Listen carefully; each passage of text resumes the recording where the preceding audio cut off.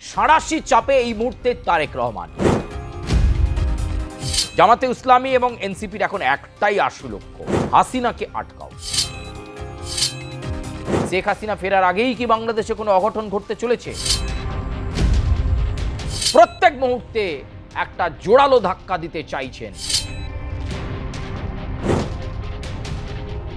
বাংলাদেশের মানুষ তারেক রহমানের পরবর্তী পর্যায়ে কাকে প্রধানমন্ত্রী হিসেবে দেখতে চাইবেন?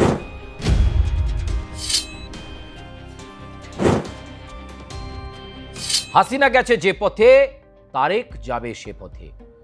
বাংলাদেশের লাগাতার এই স্লোগানে এই মুহূর্তে পরিস্থিতি হুলুস্থুলুস বলা যেতে পারে। উত্তাল আন্দোলন, গ্যাসের সংকট, বিদ্যুতের ঘাটতি, অধিকাংশ বাংলাদেশের গ্রাম শহর সবকিছুই অন্ধকারে নিমজ্জিত হয়ে যাচ্ছে। বিদ্যুৎ সংকট, প্রয়োজনীয় বিদ্যুতের সরবরাহ নেই, তার সঙ্গে দ্রব্যমূল্য বৃদ্ধি। আর জানিয়ে সাঁড়াশি চাপে এই মুহূর্তে তারেক রহমান।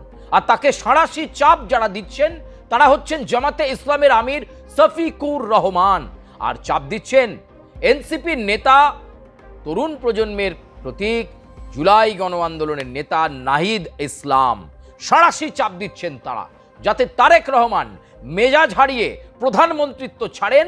আর জামাতে ইসলামের নেতৃত্বাধীন এই জোট, এই জামাত এনসিপি ছাড়াও আরও যে জোটে শরিকরা রয়েছে, তারা যাতে বাংলাদেশের ক্ষমতা দখল করতে পারে এবং রাজনৈতিক সমীকরণ যাতে বদলে দেওয়া যেতে পারে, সেই চেষ্টাই কিন্তু জামাতে ইসলামী এবং এনসিপি করছে।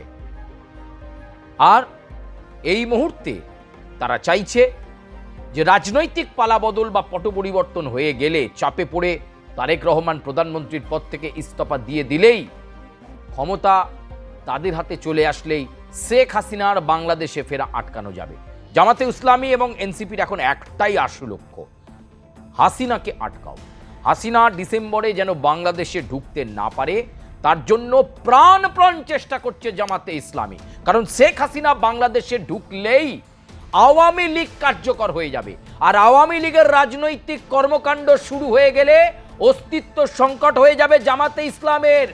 এনসিপির মতো জুলাই গণ আন্দোলনের মাধ্যমে তৈরি হওয়া দলটা রাতারাতি উঠে যেতে পারে নাহিদ ইসলামের দল, এই ভয় পাচ্ছেন তারা। তাই আওয়ামী লীগ নেত্রী শেখ হাসিনার প্রত্যাবর্তনের সুর শুনেই বাংলাদেশে এখন নানা রাজনৈতিক সমীকরণ প্রত্যেক মুহূর্তে একটা জোরালো ধাক্কা দিতে চাইছেন। কিন্তু যদি আমরা আবার ইফ অ্যান্ড বাট লাগাচ্ছি, যদি বাংলাদেশে কোনো ড্রাস্টিক চেঞ্জ হয়, তাহলে তারেক রহমানের পরবর্তী পর্যায়ে কে বেশি জনপ্রিয়, কে জনপ্রিয়তার লড়াইয়ে এগিয়ে রয়েছে, জাতীয় সংসদের সংসদ সদস্য হিসাবে কার ভূমিকা অগ্রগণ্য, বাংলাদেশের মানুষ তারেক রহমানের পরবর্তী পর্যায়ে কাকে প্রধানমন্ত্রী হিসাবে দেখতে চাইবেন যদি অঘটন ঘটে যায়। আমাদের ধারণা যে তারেক রহমান বিচক্ষণতা দেখাচ্ছেন এবং তারেক রহমান বাংলাদেশে নিযুক্ত ভারতের হাই কমিশনার দীনেশ ত্রিবেদী তার পরামর্শ নিচ্ছেন, বিচক্ষণতা দেখাচ্ছেন। অক্টোবরে তারেক রহমান ভারত সফরে আসছেন, তিনি জানেন কিভাবে জট কাটাতে হবে, তিনি জানেন বাংলাদেশের পরিস্থিতি কিভাবে সামলাতে হবে। কিন্তু তাও যদি অঘটন ঘটে যায়, সেই জনপ্রিয়তার বিচারে এই মুহূর্তে একটি সমীক্ষা রিপোর্ট আপনাদের সামনে, সেই সমীক্ষা কিন্তু বলছে জনপ্রিয়তার বিচারে 47% মানুষ, বাংলাদেশের 47% মানুষ শফিকুর রহমানকে পছন্দ করছেন সংসদ সদস্য হিসাবে। তারা 1 নম্বর পছন্দের তালিকায় রাখছেন শফিকুর রহমানকে।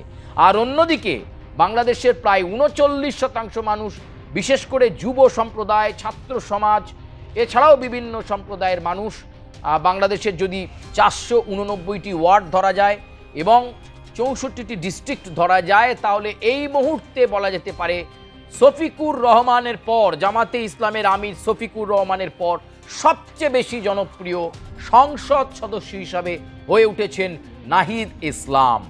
ফলে এক্ষেত্রে আপনার পুজো পৌঁছে যাক বিশ্বের দরবারে। প্রতি বছরের মতো এবারও আর+ নিউজ নিয়ে এলো শারদাঞ্জলির সেরা সম্মান 2026।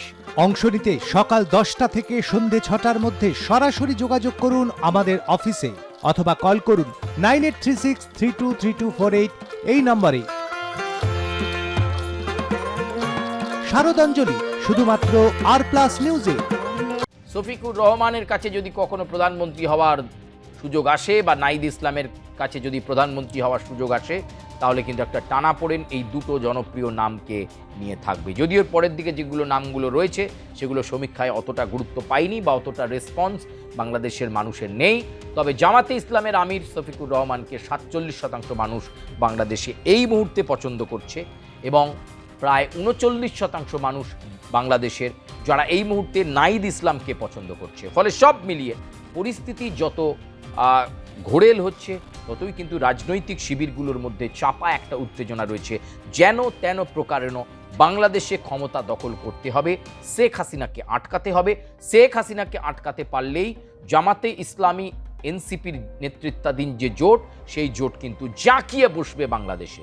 তাই লাগাতার আন্দোলন, সরকারি দপ্তর ঘেরাও, তারেক রহমানের ওপর চাপ সৃষ্টি, হাসিনা গেছে যে পথে তারেক যাবে সে পথে, এই স্লোগানকে সামনে রেখে এই মুহূর্তে কিন্তু মরিয়া চেষ্টা চালাচ্ছেন শফিকুর রহমান। অনেকে বলছেন নির্ধারিত সময়ের আগেই বাংলাদেশের সরকার পড়ে যেতে পারে এবং সেই সরকার ফেলে দিতে অগ্রণী ভূমিকা নিতে পারেন শফিকুর রহমান জামাতে ইসলামীর। ফলে তার ওপর কিন্তু অনেকে আস্থা দেখাচ্ছেন। কিন্তু আবার বলবো, উল্টো দিকে কিন্তু কোনো স্টেটমেন্ট এই মুহূর্তে জারি করছেন না।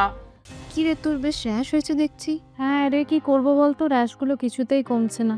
অনেক কিছু ইউজ করলাম তবুও কমছে না। তুই এম্বার গৌরীদেবী হসপিটালসে দেখাতে পারিস, ওখানে ভালো এক্সপিরিয়েন্স ডার্মাটোলজিস্ট আছে। গৌরী দেবী হসপিটাল, রাজবাঁধ, দুর্গাপুর। যোগাযোগ 8001003333, 8001113333।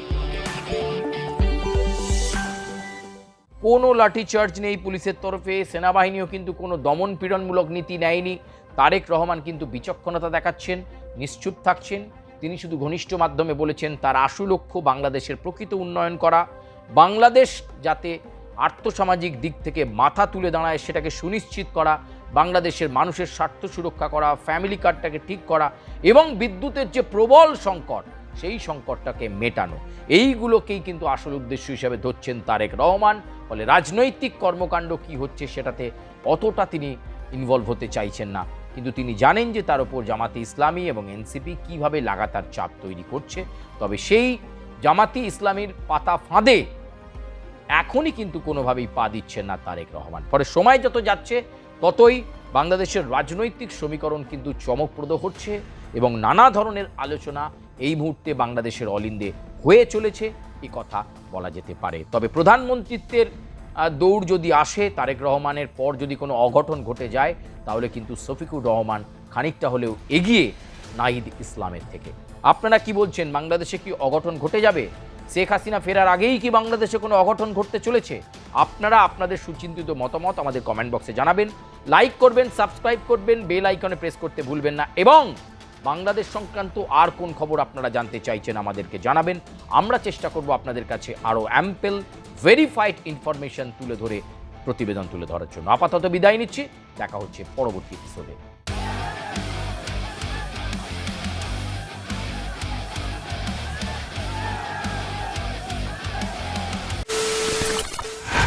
খবরের নামে প্রতিদিন সন্ধে আপনার ড্রয়িং রুমে কি শুধুই চিৎকার চেঁচামেচি হয়ে আসে? বিতর্কের নামে চলে গালাগালি আর কাদা ছোড়াছুড়ি। এবার সময় পরিবর্তনের, কারণ আমরা কান ফাটানো চিৎকারে বিশ্বাস করি না। আমরা বিশ্বাস করি খবরের সত্যতায়। আমরা কোনো পক্ষের হয়ে গলা ফাটাই না, আমরা সাধারণ মানুষের হয়ে প্রশ্ন তুলি। চিৎকার নয়, শুধু খবর হবে যেখানে বিতর্ক আছে কিন্তু কুৎসিত ঝগড়া নেই।